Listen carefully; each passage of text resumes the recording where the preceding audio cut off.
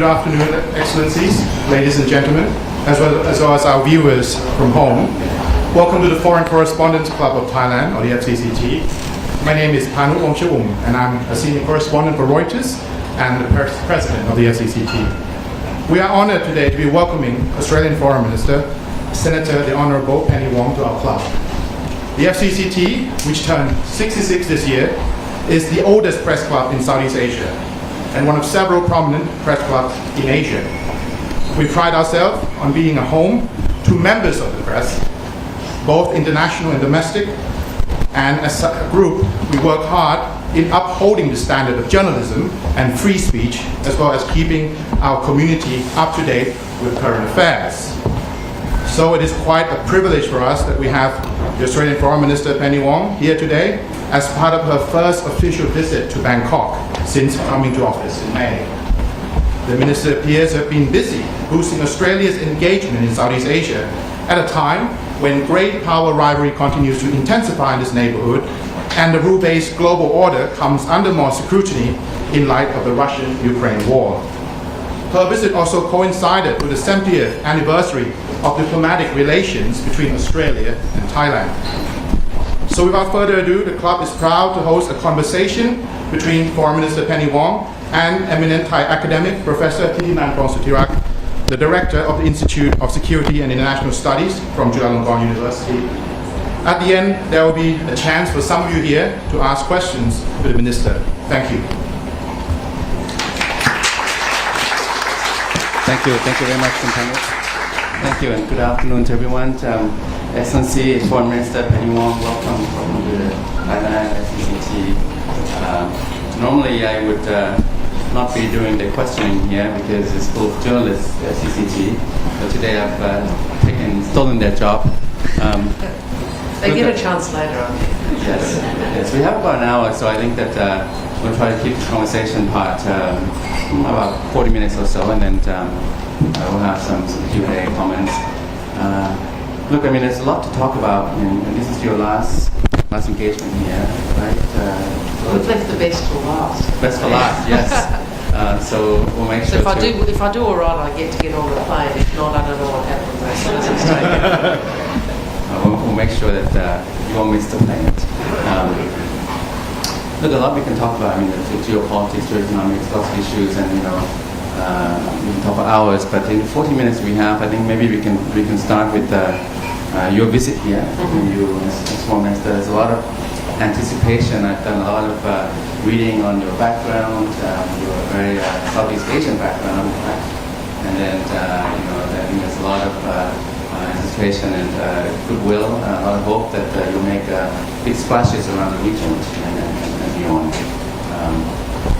So I think you've come here now. You had a meeting, and I think you've also been with the Foreign Minister, your counterpart. So maybe you can just tell us, to begin with, your own kind of outlook on the Thai-Australian relationship. This is a 7 decades long relationship, goes back to 1952. So it's really illustrious in Australia and Thailand are two of the 5 U.S. allies in the region. A lot in common, going back to the days of the Colombo Plan. You know that very well from your father.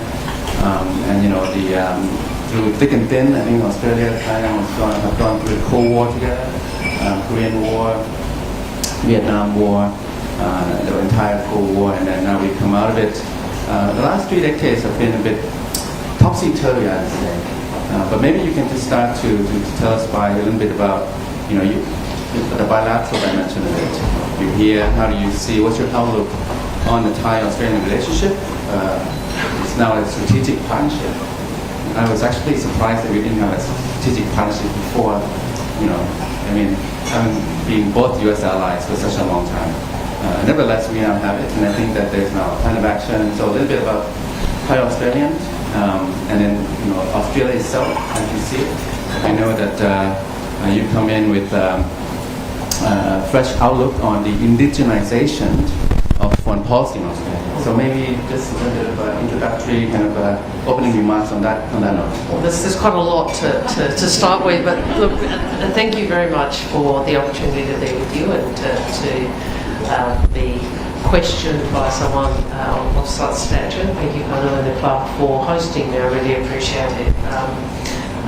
You said in the introduction, you talked about making a big splash. I think more I want to build strong relationships. We as a new government, we were elected in May. I've been in the region a lot since then, also in what we call the Pacific, some call the Southwest Pacific, because fundamentally we take the view that our security lies and our prosperity lies in the region. I try to summarise it by saying we share a region and we share a future, and that insight and that belief informs our foreign policy. It informs the work that I do. In terms of the relationship with Thailand, it is really something of great pride that we have 70 years of diplomatic relations. You would probably be able to give me a more detailed history than I could provide, but I think that says something about Australia and Thailand recognising the importance of the other to our security and our prosperity. So it was a very great privilege to meet with the Foreign Minister, Prime Minister Dong, to have the first of our biennial dialogues at Foreign Minister level which is contemplated in the strategic partnership which was signed last year. And my hope is that the relationship continues to deepen and strengthen. But behind those words, which are often said about relationships, what are we trying to do together? I think we would like to do more economically. So I'll come to the strategic shortly. It is, I think, a common refrain to the Australian Foreign Minister as you move around the region, including in Thailand, that people would like to see more Australian economic engagement in the region. We're very clear about the importance of the region to our economy and to our shared prosperity. So one of the things that the government is doing is we will be appointing a Southeast Asian envoy. They will be responsible for an economic strategy for Southeast Asia, and I hope that will yield some benefit. During this visit, I've also had the opportunity to sign an MOU supporting your work on countering trafficking in persons. There's a reprehensible breach of human rights, something we have to work on together. I'm really pleased that we had the opportunity to meet with your Justice Minister and also the Deputy Prime Minister and sign that agreement. So my hope is, if I come back soon, which I intend to, that we would have progressed the plan of action under the strategic partnership, that we'd be cooperating on more. But I also hope we can have a dialogue about what is happening in the region. And we can come to that if you like. We live in a time where there is a lot of change in the world and in the region. And middle powers, like Australia and Thailand, whatever our different views and different perspectives, I think we do share certain interests. We share interests which are around what sort of region we want to live in. We share interests. We share an interest in working together to ensure a region that is peaceful, that is stable, that is prosperous, and I would say a region which respects international law and norms. Okay, thank you very much. You mentioned the region and the world, so maybe we'll take a little tour around the region. I mean, it's a very different region. This is in fact the APEC month for Bangkok. We got the APEC summit here. And APEC began in the late 1980s. I think Australia was instrumental as a driver of APEC back in 1989, late 1980s. It was a time of high prosperity at that time. Double-digit growth in Thailand.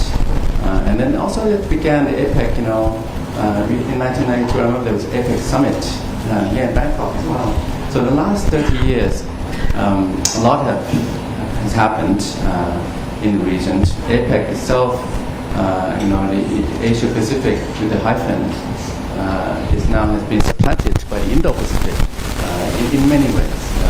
And APEC, a little bit less on the trade liberalization now, I think the orientation of it. So that's a kind of symptomatic, I think, of the region kind of changing. And, you look around on the geopolitics side, you have three divisive issues for us around here in ASEAN, Southeast Asia.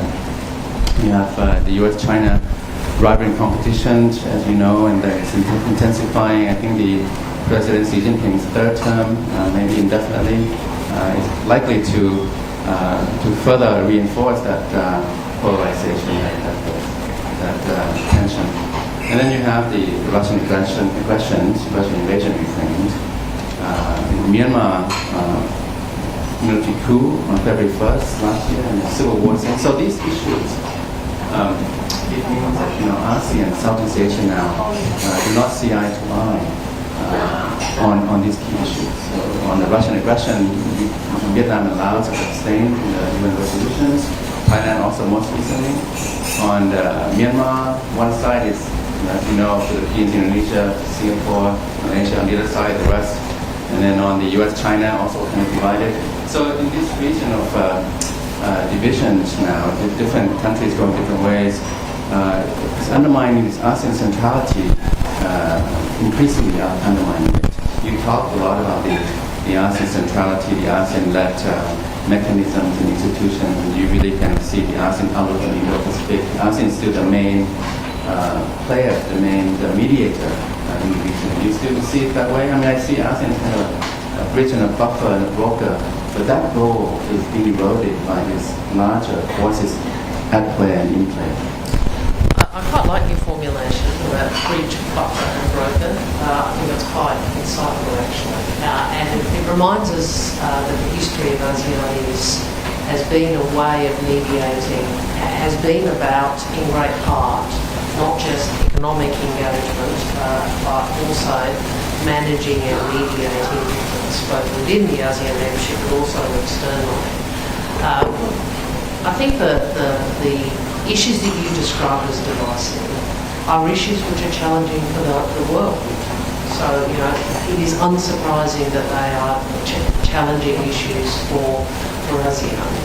I can articulate Australia's view about some of those issues and perhaps talk a little bit about why we have the view. So Russia-Ukraine, why do we take the view we take about that this is an immoral and illegal invasion? It breaches the UN Charter. As a legal power, we have a very clear view that we are protected, all of us, by the principle that a nation's territorial sovereignty shall not be abrogated. So we have a strong view that all nations, particularly small nations, have an interest in pushing back on the Russian invasion because it abrogates the principles that protect us. That's why we have an interest. On US-China, I was at the Pacific Island Forum in Fiji months ago, I think, and there was a lot of talk about the 3 C's, climate, coping and context, which is not a bad little summary of all of the challenges the world is facing. We live in times where I'm sure every generation believes they are facing the most challenging circumstances, or this is the time of great moment in history. But a couple of years ago, I remember writing an article for a foreign policy magazine, and I talked about this being the most challenging strategic circumstances Australia had faced since World War II. And I made that observation, notwithstanding recognising we've had conflicts, we've been involved in wars, Vietnam, for example, but fundamentally what was occurring then is a reshaping of the global order and the regional order. And since I wrote that, I think things have only got more difficult. So I think why it is so important for other countries to act, to articulate, to work together is because we ought not simply be passive at a time where the regional and global order is being reshaped. And we to influence that reshaping, I think, matters to us now, but more importantly, it matters to our children and to our grandchildren. And I keep coming back to what sort of region we want. We want a region that's stable, peaceful, prosperous, and which sovereignty is respected. But to achieve that is going to require work. It's not achieved by passivity. It is achieved, I hope, in part through diplomacy and through what I've described as a strategic equilibrium, which is essentially trying to make sure that we live in a region where sovereignty is protected and where no one country is effectively hegemonic.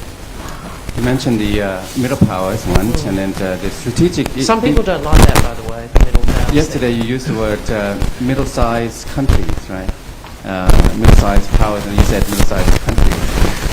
So I think we get the point that I think in our language, I think middle power is fine. I also think that Australia is seen as a straightforward middle power, and it projects itself that way.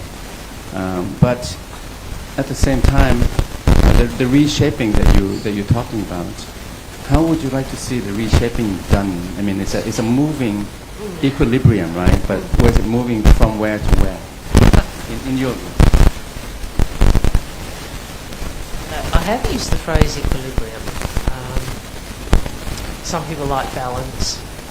I like the image of there being a dynamic equilibrium in which can contemplate and accommodate, I suppose, the different perspectives. I wouldn't describe where I would want to be in terms of... I would describe where I want to be, where I would like us to be in terms of the attributes of the region. So, for example, Australia's tradition of regionalism, but also multilateralism, and our focus on international law and international norms. Why do we think that norms and law are so important? It's because fundamentally they're about mediating power. And if you have a system of international relations where power and size determine outcome, that's not so good for a country of our size. It's probably not so good for a country of your size. It's certainly not so good for a country of Brunei's size. So I always focus on the nature of the region and the observation of things like the law of the sea, obligations and commitments that people have made in the context of trade. You spoke about APEC previously. My country's prospered in great part because of an open, predictable trading system. And predictability is very important, isn't it? Predictability is important for stability, and predictability is important for prosperity. And predictability not only, but in part, relies on the observation of rules and norms. Yes, so the rules-based international order that we've had, you'd like to see that maintained, preserved, safeguarded. What do you... I mean, Australia has a middle power, and by the way, yesterday you mentioned middle-sized countries. The only part that we're middle-sized... I mean, Australia, you have a lot fewer people than us, but you have 3 times GDP. Nominal GDP is much bigger. So 25 million, 26, maybe we have about and 70. You're what, 2.5 times, what are you, 70 million? And you have, I think, 14 times almost land size, so, much bigger. But overall, we do have a lot of desert. Yes. but let's settle for being middle-sized countries on both fronts. As a middle-sized power, the rules-based international order is being challenged, and I think Australia has responded before you took up your job, but along the way, I think with the different agreements, these are called sometimes minilaterals, right? Minilaterals, the AUKUS, the Quad first, the Quad, U.S., Australia, Japan, India, but then the Australia, U.S., UK, and then within the context of the Indo-Pacific now, and then on the other front, on the geo-economics front, you have this. Of course, CPTPP, Australia was also instrumental in converting from the TPP, the RCEP, and now IPEF, and then. We love acronyms, don't we? It will take a long time to go. Indo-Pacific Economic Framework, IPEF, for example, but yeah, I think I'm trying to get to the point about Australia adjusting, maneuvering, on this fluid. Dynamic and challenging canvas, global canvas. I mean, you talk about the rules base, rules are being violated, and of course the U.S.-China confrontation, that is challenging the existing norms and rules. So are you going to maintain, broaden the trend and the projection that we've seen in the posture of Australia with the Quad, with AUKUS, or something that I've been seeing and interested in, a little bit of an alternative, whereby the countries around here, by the way, do not want to choose between the U.S. and China, right? And we're being pressured to, and on some cases have had to.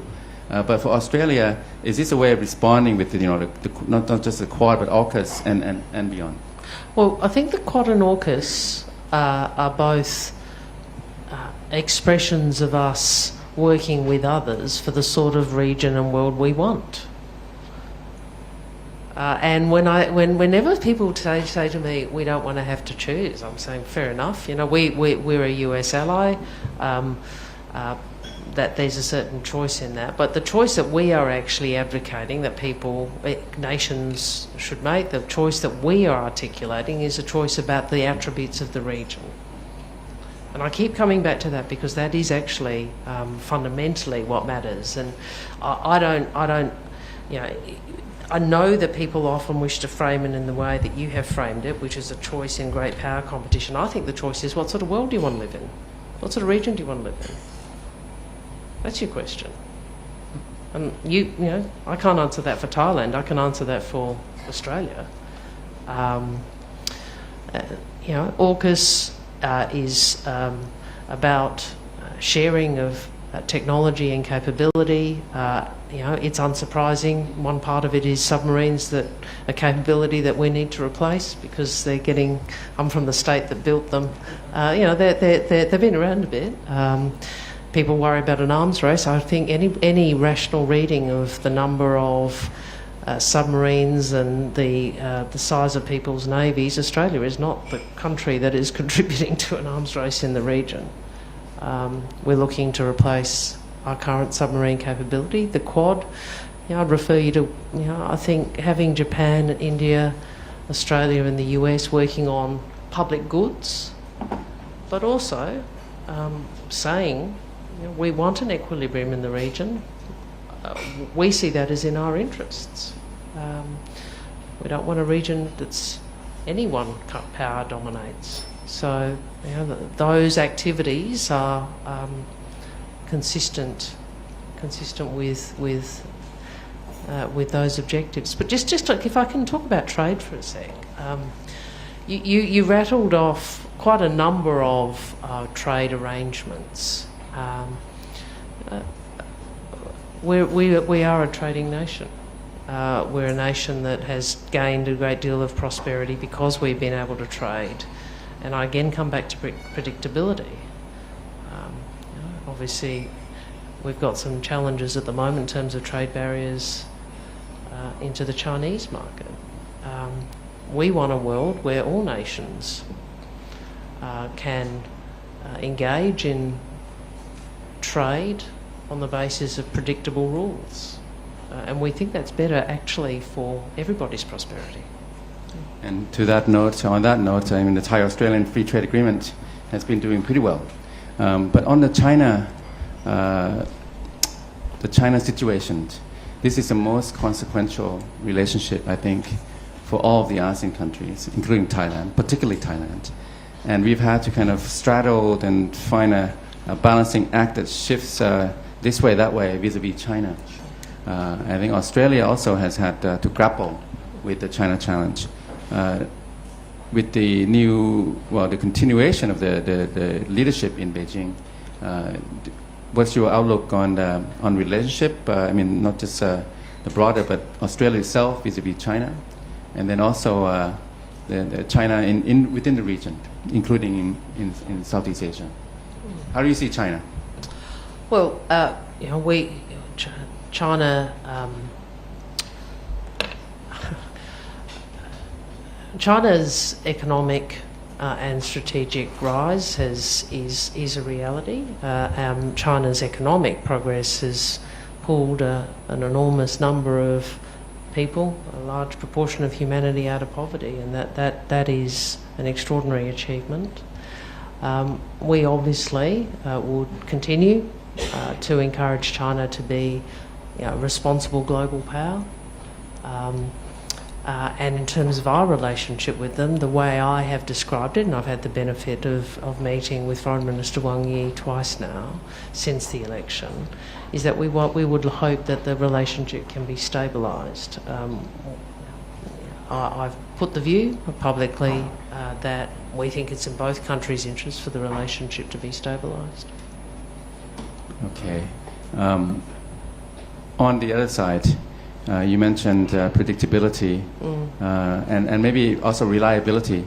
We also have to deal with the U.S. Thailand's a U.S. treaty ally, and Thailand's had this kind of very difficult balancing point. The line between U.S. and China, I think, has been tilting this way, that way, and now maybe a little bit back towards the U.S. just relatively, because during the COVID period, I think China has fallen a little bit behind on international diplomacy. And the U.S. has been a little bit more assertive with the Indo-Pacific strategy. But the U.S., for countries around here sometimes, they come across, Washington comes across as not so reliable. When they're in, they have a lot of visits, and then they have this big announcement, the national security strategy, Indo-Pacific strategy, they have the IPEF, and then they're off to their midterm elections and their internal dramas. And then when that's over, then Washington gets back into, okay, we're back on again. That is a little bit of an issue for countries around here. How do you see the U.S. role in the region, not just Southeast Asia, but broader Asia? Look, we welcomed the engagement by the Biden administration in the region, within the ASEAN region, but also within the Southwest Pacific. So I think you've seen a lot more engagement from the US administration, and that's welcome. I think the US, I've made the point before, they have underwritten the rules-based order, which has served humanity well. Obviously, sorry, that was just echoing to myself. Obviously, their role is always evolving as the different sort of international context evolves, but they remain so important to stability and security and prosperity in the region. And so we would continue as a US ally to encourage their constructive engagement with Southeast Asia. Okay. I'll just have a couple more issues. We're coming to time for the Q&A. Just focusing a little bit now on Southeast Asia, and you have really been very active, hitting the ground running. You've already visited 7 countries in less than 6 months, and then I think you'll hit all ASEAN countries by the end of the year.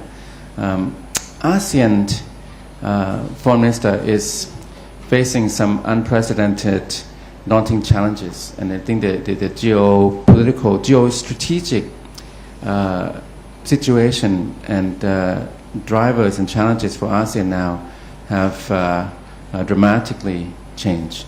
So, for example, I already mentioned the U.S.-China pressure, the Russian aggression. Myanmar, we have a dark military dictatorship now in Myanmar, and there are these, ragtag villages forming themselves into these People's Defense Forces and homemade weapons against artillery and tanks and fighter jets. What to do? I mean, from your outlook, I know that Australia has actually been doing a lot of third country cooperation and assistance. I know in the Mekong area, but Myanmar is really the dark, sick member who's not functioning in ASEAN. So ASEAN is not the ASEAN 10 countries anymore. It's 9 now, functionally. And on the 9, it's divided. So the whole ASEAN centrality, AOIP, and that's very much, it's good to say and to note them all, but not working. So if ASEAN is weak and like this, kind of split, that is consequential for the region because the big powers will go at it more without its mediation and buffer. That's, well, I'm from a party which has a view that you're stronger together. So one of the ways in which you manage great power contests in the region has been through ASEAN and asserting ASEAN consensus and centrality. Ultimately, it's a matter for the countries of ASEAN to work out how to manage this latest crisis in Myanmar. And you're right. I mean, there is, we're Australia, like everyone in the region, is deeply concerned about the deteriorating security situation and human rights situation in Myanmar. Certainly we are not a neighbour in the way that you are, but Australia has worked to be part of supporting that transition to democracy from afar and to see what has occurred and to see the human rights abuses which are taking place has been really distressing. We continue to, as all members of ASEAN, other members of ASEAN are doing, to urge an end to violence against civilians and to allow there to be release of those who are unjustly detained, to allow the unimpeded access for humanitarian assistance and for violence to be diminished. Look, I suspect you, more than I, are an expert on how this might play out. I think we've seen the history of Myanmar when this sort of internal disruption occurs. It takes a long time for things to improve. I wish it were not so, and I hope that ASEAN can work together to make it not so, so that we see an end to the violence that is so prevalent. Okay, thank you. I would just say, as a kind of a depositing a takeaway, not a question, but on the Myanmar issue, that I think colleagues in the room would also be concerned and share this view that it's fallen off the radar a little bit in the international agenda. Lots of things going on. The Russian invasion is sucking all the oxygen in the media and the headlines. So I think the battlefield balance and situation in Myanmar now shifting a bit towards it's a brutal civil war, and it's the battlefield balance that will determine the political future of the country. And I know colleagues and that they are the Myanmar resistance coalition. They are outgunned and being hammered. So they're looking at getting even small quantities of arms to defend themselves. That's what the debate is. So just leave that with you, because Australia has a voice in bigger arenas, and I want to make sure that you are cognizant of this concern that we have around here. Finally, I just have the last issue about your government. Congratulations on winning the election in Australia. Right away, you just you fly over to Japan and you take office, and I think you have meetings on the plane. I mean, around here sometimes we have election and the winner is not announced for months and weeks, and we don't know who's going to be the government. So the issue about... We don't usually do that, sorry to interrupt. I'll just explain to you, we had a meeting to get to, so we had to get sworn in and get on a plane. I think it's just great. very quick. it's great when people choose their representatives and, their government gets going right away. They're not wasting taxpayer money, at least. But around here, our taxpayer money, I don't know where it goes. This is where I'm really not going to say anything. I'll leave that to you. You're not supposed to respond. That's just for me to say. But this now is something that I would like to elicit a response. So we have election coming up here. There'll be election coming up in a number of countries and in Southeast Asia, and that's the last issue. I mean, not to have a say one way or the other, but I think that it's consequential for Southeast Asia. You're concerned about ASEAN, Southeast Asia, and I think it's becoming more Southeast Asia and less ASEAN now, by the way, more region, less organization. But in this region, you have the election in Philippines, Indonesia will be coming up, ours coming up soon, and there has been kind of a contest, if you will, between these, contrasting trends of democratization and autocratization. Cambodia, you see Laos, Vietnam, Thailand is kind of like the in-between. I think the crucial country, so I think for the next election in Thailand, big deal for us. Just for you to know, and then look around the region. I think this trend, how regimes are formed, the nature of regimes, is consequential for regional, foreign policy conduct, for regionalism, regional cooperation in international engagements. And on this note, I'm just thinking, what would be the Australian government's or Australian Ministry of Trade and Foreign Affairs and Trade outlook on this contrast, let's say, not contest, let's say contrast between these different types of regimes, and what would be good? You have any view, any take on observations on our different situations in Southeast Asia and in these contrasts? Well, first, obviously, how countries choose to deal with their domestic politics is a matter for them.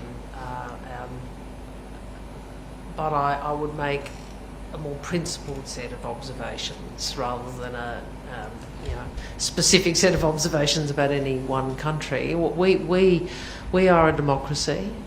We have a belief in the benefits of democracy and democratic processes, and that is,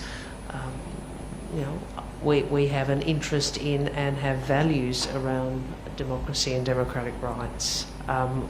We believe in the primacy of human rights, that they are universal principles, and that humanity is bettered by the observation of human rights principles. I often, the 1930s reminds us of what the globe looks like when we don't apply universal principles. So those are deeply held philosophical beliefs, and they are deeply held values, not just of Australia, the Australian government, but the Australian people. So we will articulate those here and around the world. And those, they also inform, I think you and I talked about this when in the green room, it's not really green, inform why we are working as a government to progress reconciliation with our Indigenous Australians, with our First Nations peoples.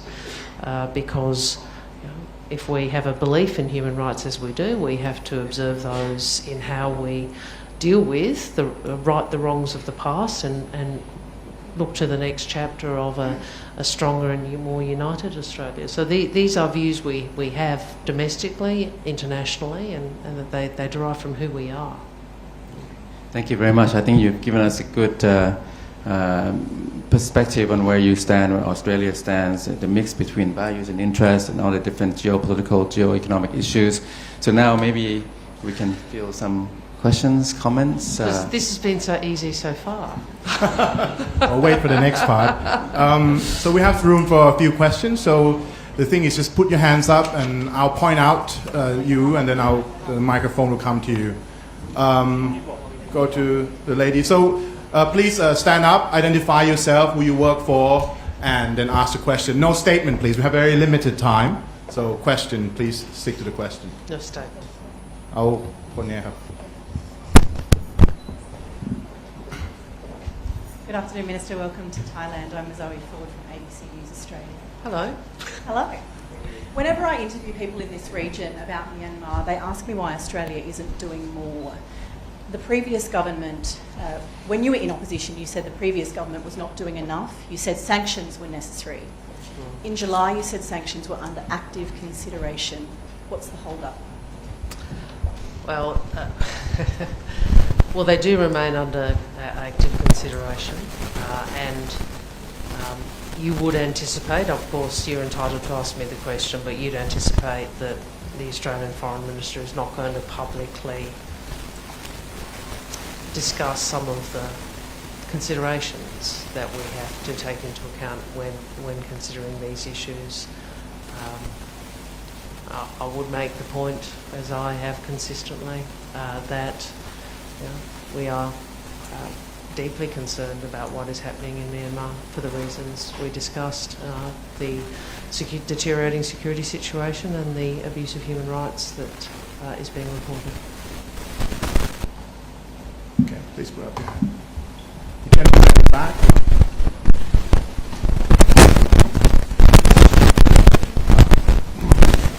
Michael Hayes, I'm a freelance reporter. There's been stories in the Australian media about basing B-52s in Australia. Is this a done deal, and if so, when do they arrive in Darwin? We do have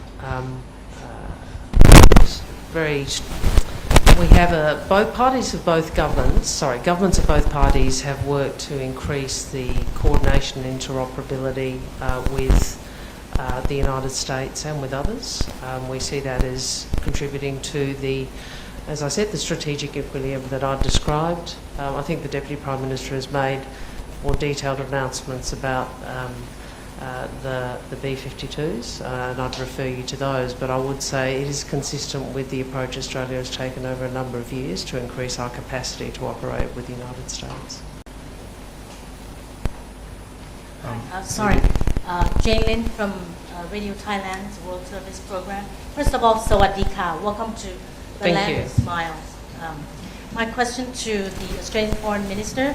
You mentioned just now about the trade barrier with China. So since Chinese Premier Xi Jinping had clinched the third term as the head of the CCP, and he's reportedly surrounded by loyalists or the yes men. So what is Australia's latest foreign policy, or what measures will you take under your leadership as the Australian Foreign Minister to convince China to lift the trade sanctions against Australian goods? According to the reports, Xi Jinping may not be up to speed with the latest development in the Australian-China relation. I'm asking because the Australian academic has expressed fears that the so-called yes men of Xi Jinping may only present policy information according to Xi's preference, which may be detrimental to Australian export to China. Well, the trade barriers that Australia is experiencing are a matter of public record. The Prime Minister, myself and other ministers have made very clear our view is those barriers should be removed. We don't believe they are in China's interest. They're certainly not in Australia's interest, and we don't believe that they are consistent with the trading arrangements and rules that Australia has and China have been operating under for some time. In terms of the broader bilateral relationship, I'll repeat what I said to the Professor. We recognise it's been a challenging period in our bilateral relationship. we came to government, we said we thought it was the interest of both countries for the relationship to be stabilised, and we have expressed that to Beijing. Okay. Thank you, Panu. Minister, my name's Jonathan Miller. I'm a freelance journalist. Good to see you in Thailand. I'd like to pursue something that my Australian colleague, ABC colleague Mazoe just mentioned to you about Myanmar, because this is of enormous interest in this region, as you'll appreciate. You said in your initial remarks to Ajahn Titinan, that you can't achieve the regional ambitions of peace and prosperity and stability passively, and yet Australia couldn't have been more passive when it comes to its response, at least overtly, to the coup in Myanmar last year and the egregious human rights abuses that we've seen since then. You say that you cannot divulge publicly what Australia is actually doing about this, but can I put it to you that it is actually in national and international interest to actually know why Australia is so completely out of kilter with your AUKUS colleagues who've instituted or brought in sanctions on the Myanmar regime? And Minister, is it possible that Australia is involved in some form or being drawn into some form of hostage diplomacy here? First, I think what I said to your colleague was you wouldn't expect me to publicly discuss the various considerations that a government has to take into account when considering sanctions. And I certainly am not going to be drawn on the second part of your question for obvious reasons. We maintain, you are right, I think under the previous government, the decision, there was obviously no decision to join with like-mindeds at the time, and I'd just refer to my previous remarks, which sanctions remain under active consideration. We have continued to articulate our views, our deep concerns as to the abrogation of human rights, the deteriorating security and humanitarian situation, and unsurprisingly, those are matters that did form part of the discussion here in Thailand, but also in other parts of ASEAN as I've travelled to those countries.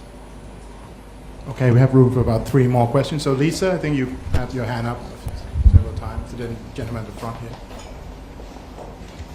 Lisa Martin from Lisa. AFP. Hello. The French Newswire, not the Australian Federal Police. Welcome to Bangkok, Senator Wong. I was going to say, have you got a new job?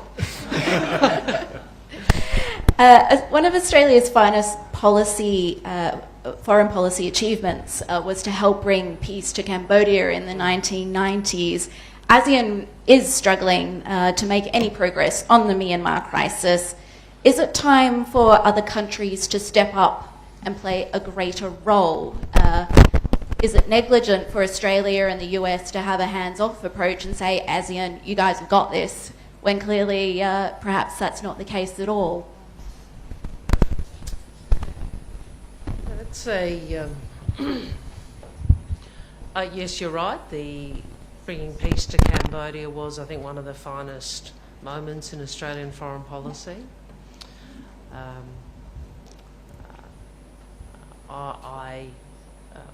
We continue to support ASEAN's efforts. I think the situation in Myanmar is, regrettably, it doesn't appear likely to be resolved quickly. And as we discuss, the history of conflict in Myanmar suggests that is the case. I hope it is not. I hope I'm wrong, but that is my concern. We will continue to work with members of ASEAN on how it is we can best support their 5-point consensus and other actions to try and bring about peace and security in Myanmar. Please, sir. Hello, Brenton Moriello from the Australian ASEAN Chamber of Commerce. I have a double barrel, and I'm going to try and bring it closer to home, Thailand, Australia, rather than China and Myanmar and so on. So I have a question for you, Senator. We mentioned the US engagement here, off and on. I've been here nearly 30 years. I've seen the swings in Australia's engagement as well. What could you do to assure us of the continuity and consistency of Australia's approach to Thailand and engagement with Thailand? Because it could be said, going back to 92, the last 20 years' engagement perhaps has not been as consequential as the previous 20 years prior to that. And also for Professor Tidjana, I do enjoy our conversations, by the way, whenever we get together. I have a question for you. We also mentioned about being vocal and stating a position for a country. Is it time for Thailand to give way and give up its bamboo diplomacy, its swings and roundabouts, and actually make a statement where we stand? And I speak as a Thai citizen when I ask that question. Thank you. So the first question is to me about Correct. continuity. Well, I can only speak for the government of Australia and say we see Thailand as a very important partner. That's why I'm here. We see Southeast Asia, so ASEAN members and ASEAN as entity, both, as central to the region in which we live. And we see engagement with all ASEAN members and ASEAN as entity as central to Australia's security and prosperity. So that is the approach we are taking. So it's a consistency that isn't just that we like Thailand, it's a consistency that is around how we see our shared interests. I'm going to leave bamboo to you. Yeah, thank you very much. But I'm going to yield the floor to the audience, and I'll maybe say a couple of words at the end because my answer is insignificant, inconsequential. The Foreign Minister is here, so the next question. 3 more questions. 3 more, please. Okay. So please, and then Gwen, and then Guang at the back. Thank you very much and good afternoon. My name is Vanessa Johansson. I work for an NGO focused on Myanmar. Tens of thousands of people have fled Myanmar since the crisis in February 2021, and Australia has offered a very, very limited number of humanitarian visas and very, very limited amount of asylum to those people. What more can Australia do to offer asylum to the tens of thousands of people fleeing for their lives from Myanmar? Thank you. Well, I understand we have for many years resettled Myanmar nationals through our humanitarian program. Our program is obviously offered around the world. For example, we have quite a lengthy, we have a lot of people from Afghanistan who are seeking to access the humanitarian program. But we are open to people who are in need of humanitarian assistance applying to Australia from around the region. People who have suffered human rights abuses or are being persecuted. Second last. Hi, Senator Gwen Robinson from UK Asia, based in Bangkok. Welcome to the club. Thank you. You've recently had Prime Minister Kishida of Japan in Australia, and the Japan relationship for Australia has been a very important one, under a bit of stress on the security front over the submarines issue some years ago. And you've clearly signalled you want to build it up very well now. But everything you said about Australia's position in the region applies tenfold to Japan. And you have involvement also through the Quad, etc. Would you like to see Japan more involved as well for all these issues you've been asked about. What about Japan or Myanmar, Yeah, I think- ASEAN, etc.? Thank you. Look, Japan is a really important partner. We have a special strategic partnership with Japan, and it is a relationship that both countries are investing in a great deal on the strategic front, but also economically. We're obviously a principal supplier of their energy needs. We were really pleased to go to Tokyo as the first action, really, essentially, of the new government for the Quad meeting, hosting the Quad meeting, and the Prime Minister Albanese was very pleased to host Prime Minister Kishida and to make a series of announcements, including a deepening of defence cooperation. I think Japan is a very important partner for the region, and when we talk about the strategic equilibrium that we believe is necessary for the sort of region we want, I think Japan is essential to that. Okay, last question. Thank you very much. Guang from Reuters. Just a quick question on Sean Turnell. Are there any effort to bring him home? And also, is there any negotiation going on at the moment? Thank you very much. Professor Turnell is our first priority, is our top priority. And I have publicly indicated that we reject the findings of the court against Professor Turnell. Thank you very much, Minister. Jan Thitinan, you want to say something quickly while we're wrapping this up? Very quickly, I mean, first we'll have to save this for the next drink. Brenton, about the bamboo, I think is not bending smartly and reading the wind wrong. And then, I was just going to say, I want to thank the Minister for being candid and wide-ranging. I think I also want to apologize to the embassy staff. I think I might have thrown you a tough ball or two, but that's the way it goes. That's why I think they took a risk having me here. I just say, you can see, Minister, Myanmar is a big issue. It's a big deal around here. Most of the questions about Myanmar. Thailand is also a big deal. But, it's relative. We have a lot of issues here.